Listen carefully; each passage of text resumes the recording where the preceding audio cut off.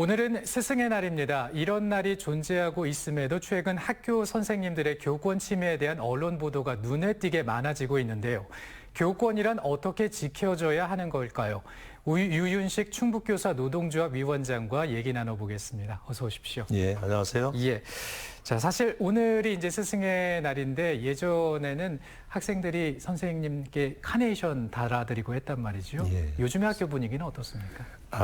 예, 과거에 스승의 날 때는 학교별로 스승의 날 행사도 하면서 학생들이 선생님에게 스승의 은혜에 감사하는 그런 행사도 했었는데요. 예.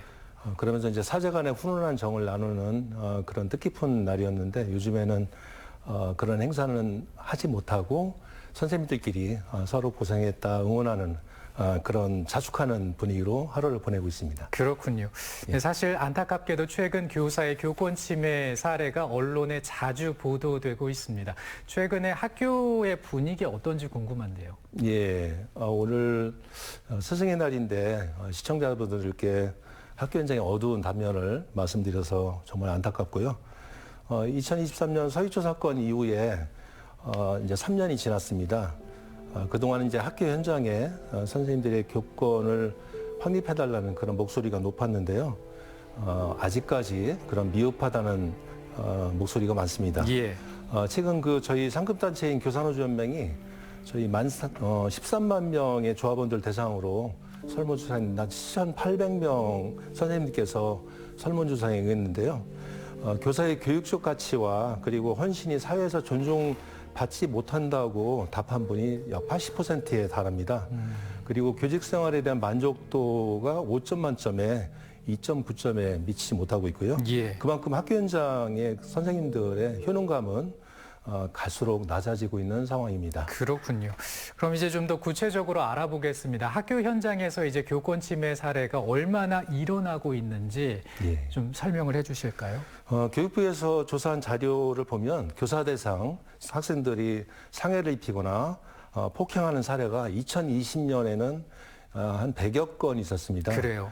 그런데 이제 4년 뒤엔 2024년에 5배가 넘는 500건이 보고되고 있습니다. 학교 내에서 일상적으로 흔하게 일어나는 일은 학생들이 교사의 어떤 정당한 생활 지도에 따르지 않거나 아니면 자신의 감정을 못 이기고 욱하면서 폭력적으로 행동하는 그런 경우도 많습니다. 네, 이런 상황을 이제 보게 되면 선생님들의 사기가 떨어질 수밖에 없겠는데요.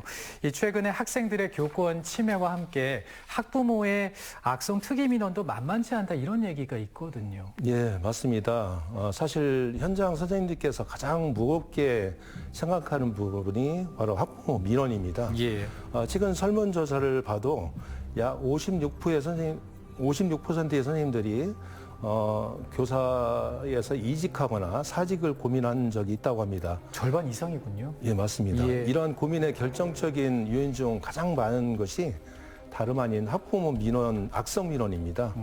물론 이제 많은 학부모님께서는 학교 교육을 신뢰하지만 일부 학부모님께서는 교사들의 정당한 생활 지도를 모고성 아동학대 신고를 한다거나 아니면 악의적이고 반복적인 과도한 민원 제기로 인해서 선생님들의 교육 활동이 심각하게 위축되고 있습니다. 네, 이렇게 정당한 생활 지도가 아동 학대로 이제 신고가 된다고 하니까 참으로 안타까운데 정말 많다는 얘기고요. 법적으로는 이미 보호 장치가 좀 마련돼 있는 상황이지 않습니까? 예, 2023년도에 교권 5법이라고 해서 법령이 시행이 됐는데 예.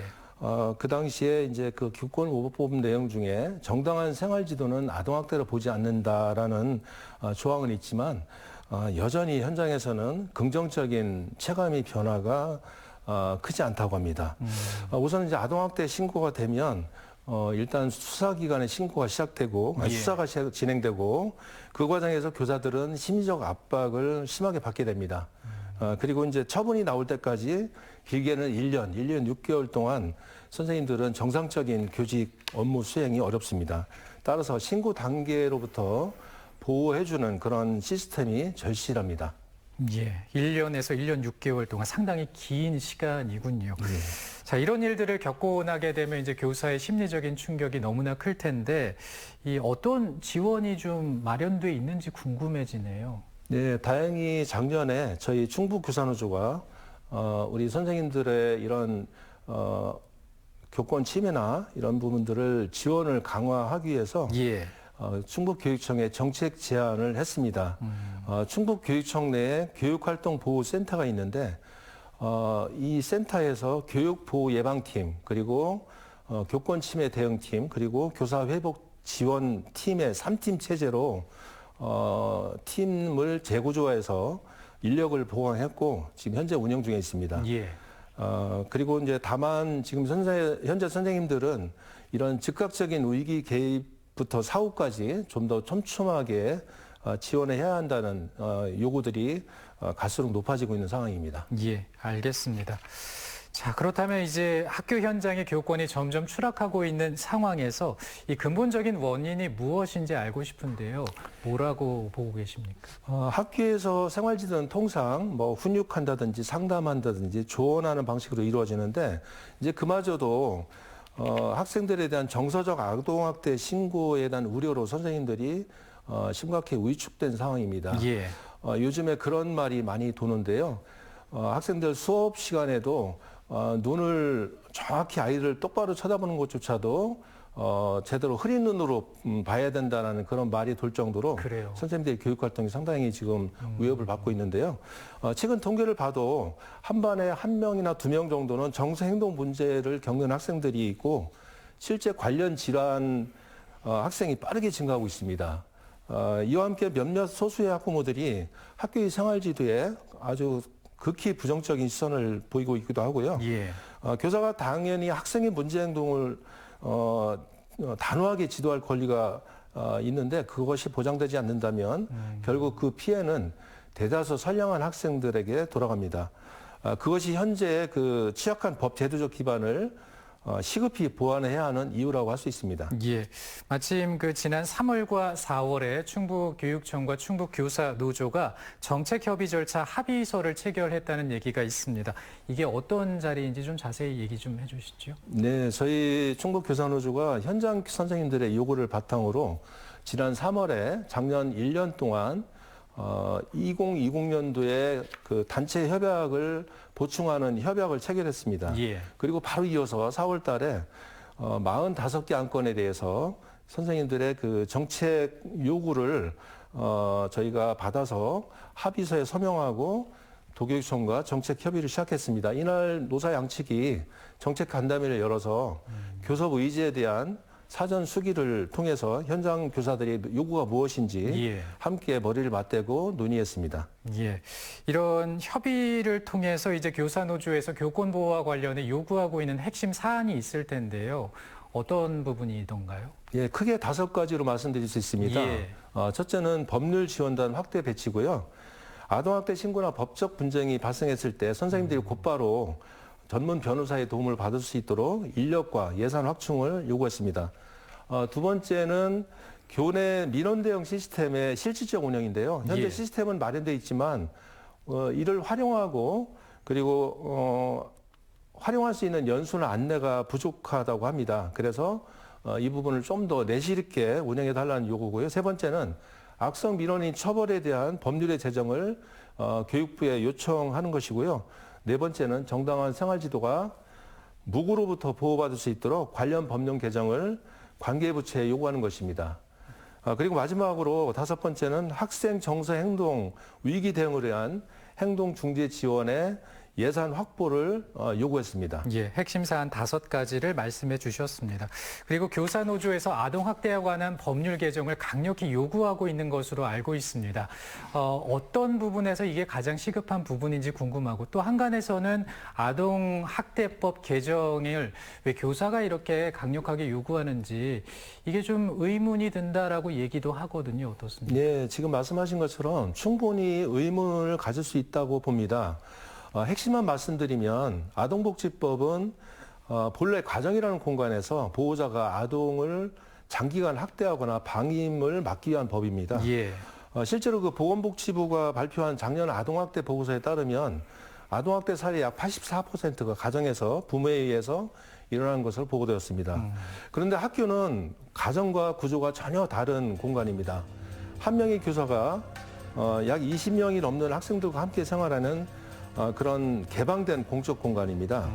실제 학교에서 아동학대로 신고되는 사례를 보면 청소 시간에 아이들에게 청소를 시켰다거나 손을 들지 않은 학생에게 발표를 시켰다거나 아니면 수업 중 자고 있는 학생을 깨웠다고 정서적 아동학대로 신고되고 있는 그런 안타까운 상황입니다. 예전과는 아주 사뭇 다른 학교 풍경이라 아마 시청자분들도 믿기 어려우실 거라고 봅니다.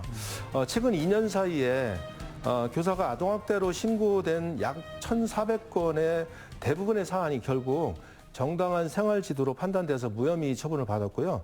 근데 문제는 이제 그중에 상당수가 경찰 수사에 들어가고 나중에 결과가 나오고 무혐의 처리되더라도 그 사이 선생님은 경찰 조사, 분리조치, 그리고 심리적 낙인까지 다 견뎌내야 합니다.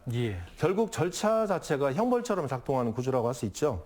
그래서 저희가 법 개정을 요청하는 것은 교육 현장에서 정서적 아동학대라는 모호한 법적 기준이 악용되는 것을 방지하고 학부모의 무분별한 악성 민원과 그리고 고소 남발로부터 교육활동의 전문성과 안정성을 보호할 실질적인 기준을 마련하는 데 있습니다.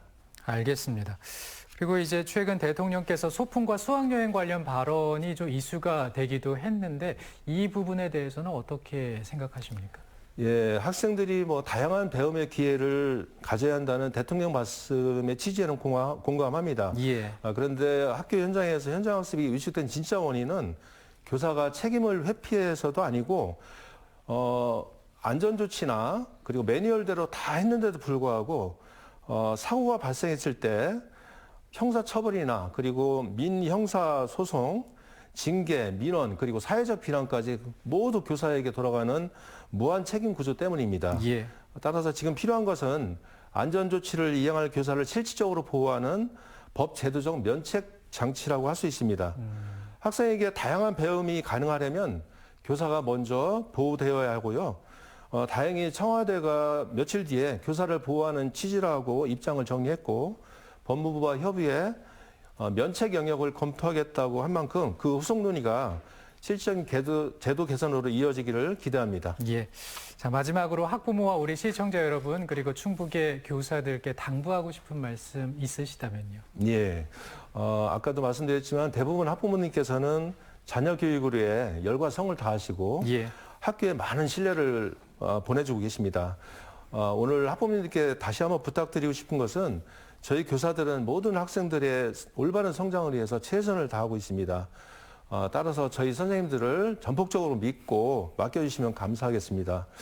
그리고 일선에서 우리 학생들을 위해서 최선을 다하고 계신 우리 선생님들 고생 많으십니다. 오늘 스승의 날을 맞아서 감사한 마음을 전달하고 싶고요. 우리 충북교사노조는 선생님들이 학교 현장에서 안심하고 소신껏 가르칠 수 있는 교육 환경을 만들기 위해서 교육청과 교육부 그리고 정부와 국회를 향해서 항상 선생님들의 목소리를 대변하겠습니다. 그리고 선생님들 곁에서 늘 든든한 울타리로 함께하겠습니다. 그리고 우리 아이들의 교육력 제고를 위해서 선생님들로부터 가르칠 권리를 단단하게 세워가는 길에 함께하겠습니다. 감사합니다. 알겠습니다. 무너진 교실이 부디 회복의 길로 들어서길 바랍니다. 지금까지 유윤식 충북교사 노동조합 위원장과 함께 학교 현장의 교권 문제에 대한 얘기 나눠봤습니다. 고맙습니다. 감사합니다.